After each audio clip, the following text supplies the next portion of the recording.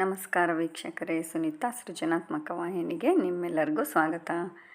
ಈಗಾಗಲೇ ನೋಡಿದರೆ ಗೊತ್ತಾಗ್ತಾ ಇರಬಹುದು ನಿಮಗೆ ಏನು ತೋರಿಸ್ತಾ ಇರೋದು ಈ ದಿನದ ಖಾದ್ಯ ಅಂತ ಹೇಳಿ.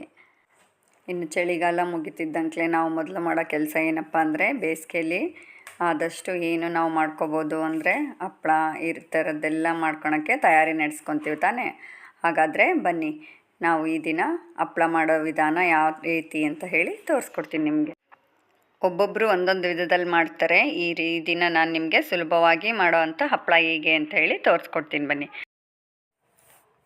ಮೊದಲಿಗೆ ನಾವಿಲ್ಲಿ 2 ದಿನ ಅಕ್ಕಿನ ನೆನೆ ಹಾಕಿ, ರೇಷನ್ ಅಕ್ಕಿನ ನೆನೆ ಹಾಕಿ ಚೆನ್ನಾಗಿ ಒಣಗಿಸಿಕೊಂಡಿರೋದು. ಬೇಕಿದ್ದರೆ ಹಾಗೇನೂ ಮಾಡ್ಬೋದು ನೆನೆ ಹಾಕಿದೆ, ಆದರೆ ನೆನೆ ಹಾಕಿದರೆ ತುಂಬ ಹಗುರವಾಗಿ ಬರುತ್ತೆ ಹಪ್ಪಳ ಅನ್ನೋ ಕಾರಣಕ್ಕೆ ನಾವು ನೆನೆ ಹಾಕಿ ಮಾಡಿದ್ದೀನಿ ಇಲ್ಲಿ. ನೋಡಿ, 2 ದಿನ ನೆನೆ ನಂತರ ಚೆನ್ನಾಗಿ ಒಣಗಿರೋದು. ಈಗ ಇದಕ್ಕೆ 1 kg ಅಕ್ಕಿಗೆ 1 ಪಾವಿನ ಲೋಟದಲ್ಲಿ 1 ಲೋಟದಷ್ಟು ಸಬ್ಬಕ್ಕಿ ಹಾಕಬೇಕು. ನೋಡಿ, ಇಲ್ಲಿ ನಾನಿಲ್ಲಿ 2 kg ತೊಗೊಂಡಿರೋದ್ರಿಂದ 2 ಪಾವು, ನೋಡಿ 2 ಪಾವ್ನಷ್ಟು ಸಬ್ಬಕ್ಕಿ ಹಾಕ್ತಾಯಿದ್ದೀನಿ. ಈಗ ಕಾಳುಮೆಣಸು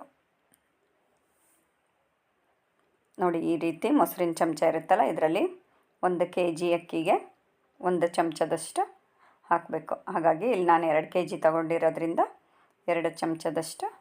ಹಾಗೆ ಇದಕ್ಕೆ ಕಾಳುಮೆಣಸು ಹಾಕ್ತಾಯಿದ್ದೀನಿ. ಕೊತ್ತಂಬರಿ ಕಾಳು ಸಹ ಹಾಕಿ ಬೀಸ್ಕೊಂಬರ್ಬೇಕಾಗುತ್ತೆ. ನೋಡಿ, 1 kgಗೆ 1 ಮುಷ್ಟಿ ಒಳಗೆ ಇಷ್ಟು ಕೊತ್ತಂಬರಿ ಕಾಳು. ಈಗ ನಾನು 2 kg ತೊಗೊಂಡಿರೋದ್ರಿಂದ 2 ಮುಷ್ಟಿಯಷ್ಟು ಕೊತ್ತಂಬರಿ ಕಾಳು ಹಾಕ್ತಾಯಿದ್ದೀನಿ.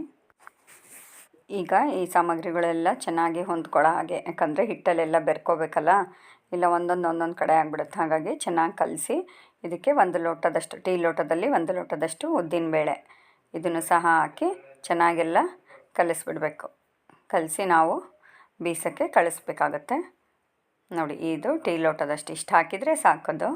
ನೋಡಿ, ಇಷ್ಟು ಹಾಕಿ ಇನ್ನೊಂದು ಸರಿ ಎಲ್ಲ ಚೆನ್ನಾಗಿ ಕಲಸಿ ನಾವು ಹಿಟ್ಟಿನ ಗಿರಣಿ ಕಳಿಸ್ಬಿಟ್ರೆ ಹಿಟ್ಟು ತಯಾರಾಗುತ್ತೆ. ಈಗ ನೋಡಿ, ಇದಕ್ಕೆ ಒಂದು ದೊಡ್ಡ ಕಿತ್ತಳೆ ಹಣ್ಣಿನ ಗಾತ್ರದಷ್ಟು ಹುಣಸೆಹಣ್ಣು ತೊಗೊಂಡಿದ್ದೀವಿ.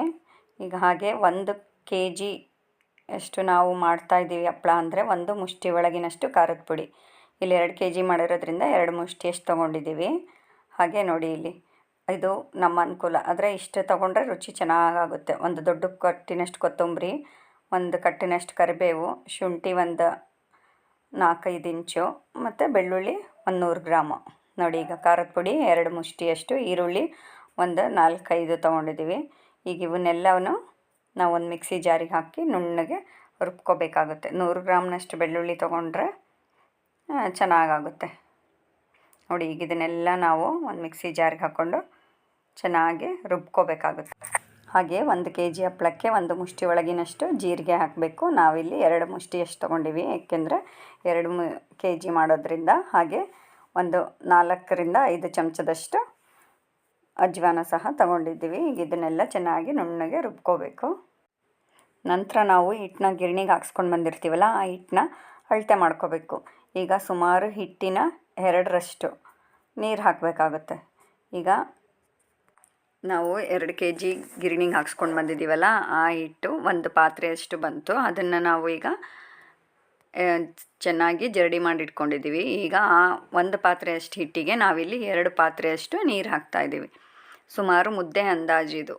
ಸ್ವಲ್ಪ ಹೆಚ್ಚು ಕಡಿಮೆ ನಡೆಯುತ್ತೆ, ಸ್ವಲ್ಪ ಜಾಸ್ತಿ ಹಿಟ್ಟೆ ಉಳಿಸ್ಕೊಂಡಿರ್ಬೇಕು ನಾವು. ಯಾಕಂದರೆ ಒಮ್ಮೊಮ್ಮೆ ಕೆಲವೊಂದು ಹಿಟ್ಟುಗಳು ತೆಳ್ಳಗಾಗೋಕ್ಕೆ ಸಾಧ್ಯತೆ ಇರುತ್ತೆ. ಹಾಗಾಗಿ ಅಂದಾಜದು 1 ಲೋಟಕ್ಕೆ 2 ಲೋಟ ನೀರು ಅಂತ, 1 ಲೋಟ ಹಿಟ್ಟಿಗೆ 2 ಲೋಟ ನೀರು ಅಂತ. ಹಾಗಾಗಿ ನೋಡಿ, ಇಲ್ಲಿ 1 ಪಾತ್ರೆಯಷ್ಟು ನೀರನ್ನು ಹಾಕಿ ಮತ್ತೊಮ್ಮೆ ಇನ್ನೊಂದು ಪಾತ್ರೆಯಷ್ಟು ನೀರು ಹಾಕ್ತಾಯಿದ್ದೀವಿ. ಈಗ ಈ ನೀರನ್ನ ಚೆನ್ನಾಗಿ ಕಾಯಕ್ಕೆ ಬಿಡಬೇಕು. ನೋಡಿ, ಇಲ್ಲಿ ನೀರು ಕಾದ ನಂತರ ನೋಡಿ ಈ ರೀತಿ ಕಾಯಬೇಕು ನೀರು. ಈಗ ಇದಕ್ಕೆ ನಾವು ಆವಾಗಲೇ ಏನು ರುಬ್ಬಿಟ್ಕೊಂಡಿದ್ವಲ್ಲ, ಶುಂಠಿ, ಬೆಳ್ಳುಳ್ಳಿ, ಕೊತ್ತಂಬರಿ, ಕರಿಬೇವು, ಅದನ್ನು ಹಾಕಿಬಿಡ್ಬೇಕು. ನೋಡಿ, ಇದೊಂದು ವಿಧಾನ. ಇದೇನಪ್ಪ ಈ ರೀತಿ ಅಂತ ಅಂದ್ಕೊಬೇಡ್ರಿ, ಇದು ತುಂಬ ಚೆನ್ನಾಗಾಗುತ್ತೆ, ತುಂಬ ಸುಲಭವಾದ ವಿಧಾನ. ಹೊಸ್ದಾಗಿ ಹಪ್ಪಳ ಮಾಡೋಕ್ಕೆ ಕಲಿಯೋರಿಗೆ ಎಲ್ಲ ತುಂಬ ಸುಲಭವಾಗಿ ಮಾಡ್ಕೋಬೋದು ಈ ರೀತಿ ಮಾಡ್ಕೊಂಡ್ಬಿಟ್ರಂತೂ. ನೋಡಿ, ಈಗ ನಾವು ಆವಾಗಲೇ ಕರಿಬೇವು, ಕೊತ್ತಂಬರಿ, ಬೆಳ್ಳುಳ್ಳಿ, ಶುಂಠಿ ರುಬ್ಕೊಂಡಿದ್ವಲ್ಲ, ಈಗ ಈರುಳ್ಳಿನ ಸ್ವಲ್ಪ ನುಣ್ಣಗಾದ್ಮೇಲೆ ನಂತರ ಜೀರಿಗೆನೂ ಹಾಕ್ಕೊಂಡು ರುಬ್ಕೋಬೇಕಾಗುತ್ತೆ. 2 ಮುಷ್ಟಿಯಷ್ಟು ಜೀರಿಗೆ ಅಂತ ಹೇಳಿದ್ದೀನಿ, ಯಾಕಂದರೆ 1 kgಗೆ 1 ಮುಷ್ಟಿಯಷ್ಟು. ಇಲ್ಲಿ ನಾವು 2 kg ಮಾಡೋದ್ರಿಂದ ಪ್ರತಿ ಬಾರಿ ಯಾಕೆ ಹೇಳ್ತಾ ಇದ್ದೀನಪ್ಪ ಅಂದರೆ ಇದರಿಂದ ನಮ್ಮ ಮಾಡೋ ಹಪ್ಪಳ ಸ್ವಲ್ಪನೂ ರುಚಿ ಕೆಡಬಾರ್ದು ಅನ್ನೋ ಕಾರಣಕ್ಕಾಗಿ ಹೇಳ್ತಾ ಇದ್ದೀನಿ. ನೋಡಿ, ಸರಿಯಾದ ಅಳತೆ ಆದ್ದರಿಂದ ಗೊತ್ತಾಗಲಿ ಅನ್ನೋ ಕಾರಣಕ್ಕೆ ನಾನು ಹೇಳ್ತಾ ಇದ್ದೀನಿ. ನೋಡಿ, ಈಗ ಆ ರುಬ್ಬಿದ್ರ ಜೊತೆ ಇದನ್ನು ಈರುಳ್ಳಿ ಜೀರಿಗೆ ರುಬ್ಬಿದ್ದು ಹಾಕಿಬಿಟ್ಟು ಖಾರದ ಪುಡಿ 2 ಮುಷ್ಟಿಯಷ್ಟು. ಸಾಮಾನ್ಯವಾಗಿ ಈ 1 kgಯಷ್ಟು ಹಪ್ಪಳಕ್ಕೆ ಎಲ್ಲ ಅಷ್ಟೇ, ಖಾರದ ಪುಡಿ, ಜೀರಿಗೆ, ಉಪ್ಪು ಎಲ್ಲ 1 kgಗೆ 1 ಮುಷ್ಟಿಯಷ್ಟು ಹಾಕಬೇಕಾಗುತ್ತೆ.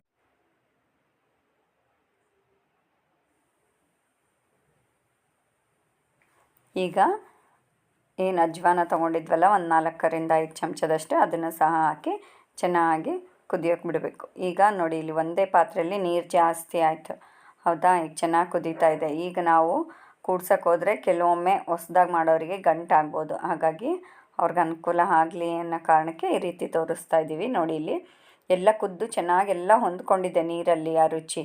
ಹಾಗಾಗಿ 2 ಪಾತ್ರೆಗೆ ತಗೊಂಡ್ರೆ ಕೂಡ್ಸೋಕ್ಕೆ ಸುಲಭವಾಗುತ್ತೆ. ನೋಡಿ, ಈಗ 2 ಪಾತ್ರೆಗೆ ತಗೊಂಡಿರೋದ್ರಿಂದ 1 ಪಾತ್ರೆ ಅಷ್ಟು ಹಿಟ್ಟನ್ನು ಈ ನೀರನ್ನು ಹಾಕ್ತಾಯಿದ್ದೀವಿ. ನೀರಿಗೆ, ಕುದಿಯೋ ನೀರಿಗೆ ಹಾಕಿ ಚೆನ್ನಾಗಿ ನಾದ್ಕೋಬೇಕು. ನಾನು ಹೇಳಿದ್ನಲ್ಲ, ಕೆಲವೊಂದು ಹಿಟ್ಟು ಕಡಿಮೆ ಹಿಡಿಸುತ್ತೆ, ಕೆಲವೊಂದು ಹಿಟ್ಟು ಜಾಸ್ತಿ ಹಿಡಿಯುತ್ತೆ. ಹಾಗಾಗಿ ಸ್ವಲ್ಪ ಹಿಟ್ಟನ್ನು ಉಳಿಸ್ಕೊಂಡಿರಬೇಕು ನಾವು. ಆ ಕಾರಣಕ್ಕೆ ನೋಡಿ, ಈಗ ಹಿಟ್ಟು ಹಾಕಿ ಸುಮಾರು ಒಂದು 10 ನಿಮಿಷ ಚೆನ್ನಾಗಿ ಬೇಯಕ್ಕೆ ಬಿಡಬೇಕು. ನೋಡಿ, ಈ ರೀತಿ ಚೆನ್ನಾಗಿ ಕುದಿಬೇಕು. ಕುದ್ದಾಗ ಹಿಟ್ಟು ಚೆನ್ನಾಗಿ ಬೇಯುತ್ತೆ. ಸುಮಾರು ಒಂದು ಅರ್ಧ ಗಂಟೆಯಿಂದ 3/4 ಗಂಟೆ ಸಮಯ ತಗೊಳುತ್ತೆ ಇದನ್ನು ಮಾಡೋಕ್ಕೆ. ಹಾಗಾಗಿ ನೋಡಿ, ಇಲ್ಲಿ ಈ ರೀತಿ ಎಲ್ಲ ಚೆನ್ನಾಗಿ ಬೆಂದ ಮೇಲೆ ಚೆನ್ನಾಗಿ ಈ ರೀತಿ ಕೂಡಿಸ್ಬೇಕು. ಅಯ್ಯೋ, ಹಿಂಗೆ ಮಾಡಬೇಕಾದ್ರೆ ಗಂಟಾಯ್ತಾ ಅಂತ ಅನಿಸುತ್ತೆ, ಆದರೆ ಗಂಟಾಗಲ್ಲ. ಅದು ಚೆನ್ನಾಗಿ ಈ ರೀತಿ ಎಲ್ಲ ಮಾಡೋದ್ರಿಂದ ಮುದ್ದೆ ಕೋಲಲ್ಲಿ ಚೆನ್ನಾಗಿ ನಾವು ಗಂಟು ಸಹ ಹೊಡ್ಕೋಬೇಕು. ಈ ರೀತಿ ಅದೆಲ್ಲ ಬೆಂದಿರೋದ್ರಿಂದ ಚೆನ್ನಾಗಿ ಬೆಂದರೆ ಅಷ್ಟು ಗಂಟಾಗಲ್ಲ. ಅಂತೂ ಗಂಟಾಯ್ತಪ್ಪ ಚಿಂತೆ ಬೇಡ, ಅದನ್ನು ಚೆನ್ನಾಗಿ ನಾವು ಕೂಡಿಸಿದ್ರೆ ಗಂಟೆಲ್ಲ ಹೊಡೆದೋಗ್ಬಿಡುತ್ತೆ. ನೋಡಿ, ಈ ರೀತಿ ಚೆನ್ನಾಗಿ ಕೂಡಿಸ್ಬೇಕು.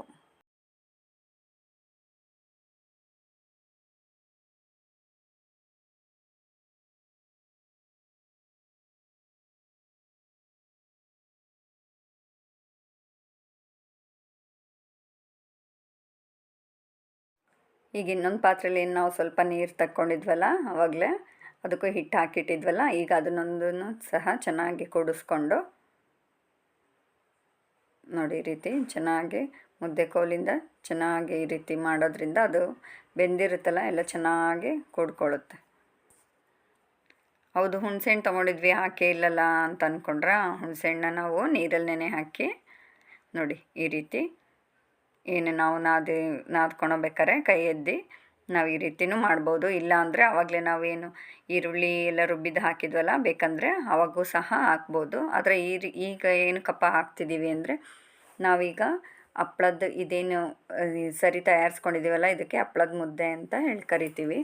ಆ ಹಪ್ಳದ ಮುದ್ದೆನ ಸ್ವಲ್ಪ ರುಚಿ ನೋಡಬೇಕಾಗುತ್ತೆ. ಉಪ್ಪು ಖಾರ ಏನಾರು ಕಡಿಮೆ ಅನಿಸಿದರೆ ನಾವು ಈ ಹುಣಸೆ ರಸ ಇದೆ ಅಲ್ಲ, ಇದಕ್ಕೆ ಸ್ವಲ್ಪ ಉಪ್ಪು ಖಾರ ಕಲಿಸ್ಕೊಂಡು ಈಗ ನಾದ್ಕೊಳ್ಬೇಕಾರೆ ಕೈಗೆ ಹಚ್ಕೊಂಡು ನಾದ್ಕೊಂಡ್ಬಿಟ್ರೆ ಸ್ವಲ್ಪ ಏನಾದರೂ, ಈಗ ನಾವು ತೋರಿಸಿದ್ದು ಸರಿಯಾಗಿದೆ ಅಳತೆ, ಆದರೆ ಸ್ವಲ್ಪ ಏನಾದರೂ ನಿಮಗೆ ಇನ್ನೂ ಒಂದು ಸ್ವಲ್ಪ ಉಪ್ಪು ಖಾರ ಬೇಕಪ್ಪ ಅನಿಸಿದರೆ ಈ ಹುಣಸೆ ರಸಕ್ಕೆ ಉಪ್ಪು ಖಾರ, ನುಣ್ಣನ ಉಪ್ಪು ಮತ್ತು ಖಾರದ ಪುಡಿ ಕಲಿಸ್ಕೊಂಡು ಈ ರೀತಿ ಕೈಯಲ್ಲೆದ್ದಿ ಬಿಲ್ಲೆಗಳು ಮಾಡೋದ್ರಿಂದ ಚೆನ್ನಾಗಿ ಹಿಟ್ಟು ನಾದ್ಕೊಂಡು ಹಪ್ಳದ ಮುದ್ದೆ ನಾದ್ಕೊಂಡೋದ್ರಿಂದ ರುಚಿ ತುಂಬ ಚೆನ್ನಾಗಾಗುತ್ತೆ. ನೋಡಿ, ಎಷ್ಟು ಬೇಗ ಆಗೇ ಹೋಯ್ತು, ಹೌದಾ? ಈ ರೀತಿ ಮಾಡೋದ್ರಿಂದ ನೋಡಿರಿ, ಪಾತ್ರೆ ತಳಕ್ಕೆ ಸ್ವಲ್ಪನೂ ಹಿಡ್ದಿಲ್ಲ. ನೋಡಿ, ಈ ರೀತಿ ಬಿಲ್ಲೆಗಳು ತಯಾರಾದವು. ಈಗ ನಮ್ಮ ಎದುರು ಮನೆ ಆಂಟಿ, ನಮ್ಮ ಪಕ್ಕದ ಮನೆಯವರು, ನಾನು ಎಲ್ಲ ಸೇರಿ ಈಗ ಹಪ್ಳ ಉದ್ದುತ್ತಾ ಇದ್ದೀವಿ. ನೋಡಿ, ಈಗ ಇವರು ನಮ್ಮ ಪಕ್ಕದ ಮನೆಯವರು ಹಪ್ಳ ಪ್ರೆಸ್ ಮಾಡಿಕೊಡ್ತಾ ಇದ್ದಾರೆ, ನಾನು ಆಂಟಿ ಉದ್ದುತ್ತಾ ಇದ್ದೀವಿ. ನೋಡಿ, ಇಲ್ಲಿ ಅವ್ರು ಹಪ್ಳ ಮಾಡಿದಾಗ ನಾವು ಉದ್ದೋದು, ನಾವು ಹಪ್ಳ ಮಾಡಿದಾಗ ಅವ್ರು ಬಂದು ಹಪ್ಳ ಉದ್ಕೊಡೋದು, ಈ ರೀತಿ ಎಲ್ಲ ಮಾಡ್ತಾಯಿರ್ತೀವಿ. ಈಗ ನೋಡಿ, ಇವಳು ನಮ್ಮ ಪಕ್ಕದ ಮನೆ ಹುಡುಗಿ, ಇವಳು ಆವಾಗಲೇ ಹಪ್ಳ ಪ್ರೆಸ್ ಮಾಡ್ತಿದ್ರಲ್ಲ, ಅವ್ರ ಮಗಳಿವಳು.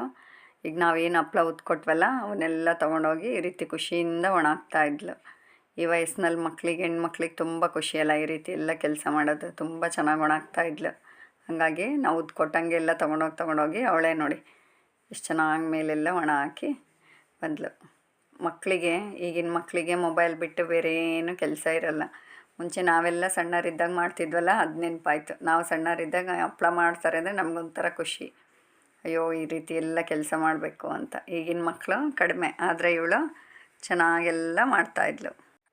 ಮತ್ತೆ ತಡ ಇಷ್ಟು ಸುಲಭವಾಗಿ ತೋರಿಸಿರೋದ್ರಿಂದ ಬೇಗ ಬೇಗ ಇನ್ನೇನು ಬೇಸಿಗೆ ಪ್ರಾರಂಭವಾಗೋಷ್ಟರಲ್ಲಿ ಬೇಗ ಬೇಗ ಅಕ್ಕಿ ಹಿಟ್ಟೆಲ್ಲ ತಯಾರಿಸ್ಕೊಂಡು ರೆಡಿ ಮಾಡಿಟ್ಕೊಳ್ರಿ. ಈ ರೀತಿ ಸುಲಭವಾಗಿ ಹಪ್ಳ ಮಾಡ್ಬೋದು ನೋಡಿ. ಎಲ್ಲ ಒಣಗೇ ಬಿಡ್ತು ಸಂಜೆ ಅನ್ನೋಷ್ಟೊತ್ತಿಗೆ ಹಪ್ಳಗಳೆಲ್ಲ. ಈಗ ಇದನ್ನು ನಾವು ಮಾರನೇ ದಿನ ಒಂದು ಸ್ವಲ್ಪ ಹಾಗೆ ಒಣಗಿಸ್ಕೊಂಡು ಈ ರೀತಿ ಎಲ್ಲ ಡಬ್ಬಿಗೆ ತುಂಬಿಟ್ಕೊತಾ ಇದ್ದೀವಿ ನೋಡಿ. ಇಲ್ಲಿ ಇಷ್ಟು ಹಪ್ಳ ಆಯಿತು. ಈಗ ಇದನ್ನು ಅವತ್ತೇ ಅಯ್ಯೋ ನೋಡೋಣ ಹೇಗಾಗುತ್ತೆ ಅಂತ ಹೇಳಿ ಕರೆದ್ವಿ. ನೋಡಿರಿ ಎಷ್ಟು ಚೆನ್ನಾಗಿ ಆಗ್ತಾಯಿದೆ. ಸ್ವಲ್ಪ ಎಣ್ಣೆ ಇಟ್ಟು ಸುಮ್ಮನೆ ನೋಡೋಣ ಅಂತ ಹೇಳಿ ಮಾಡಿದ್ವಿ. ತುಂಬ ಚೆನ್ನಾಗಿ ಸ್ವಲ್ಪ ಅಕ್ಕಿ ಎಲ್ಲ ಹಾಕಿರೋದ್ರಿಂದ ತುಂಬ ಚೆನ್ನಾಗಿ ಹರಳ್ಕೊಳ್ತಾ ಇತ್ತು ನೋಡಿ. ಸಣ್ಣದು ಒಣಗಿದಾಗ ಸ್ವಲ್ಪ ಹಪ್ಳ ನಾವೇನು ಉದ್ದಿರ್ತೀವಲ್ಲ ಅದಕ್ಕೂ ಸಣ್ಣದಾಗುತ್ತೆ. ಈ ರೀತಿ ಕರೆದಾಗ ನೋಡಿ ಎಷ್ಟು ಚೆನ್ನಾಗಿ ಆಗ್ತಾಯಿದೆ. ಹೌದಾ ನೋಡಿ, ನಿಧಾನಕ್ಕೆ ತೋರಿಸ್ತಾ ಇದ್ದೀನಿ ನಿಮಗೆ. ಈ ರೀತಿ ಚೆನ್ನಾಗಿ ಹರಡ್ಕೊತಾ ಇದೆ. ಮತ್ತೆ ಆಗ್ತಡ ಗೊತ್ತಿದೆ ಅಲ್ಲ, ಲೈಕ್ ಕಮೆಂಟ್ ಮತ್ತು ಸಬ್ಸ್ಕ್ರೈಬ್ ಮಾಡೋದನ್ನು ಮಾತ್ರ ಮರಿಬೇಡಿ. ಹಾಗೆ ಮಾಡಿಕೊಂಡು ಹೇಗೆ ಬಂತು ಅಂತ ಸಹ ಹೇಳಿ. ಧನ್ಯವಾದಗಳು ವೀಕ್ಷಕರೇ.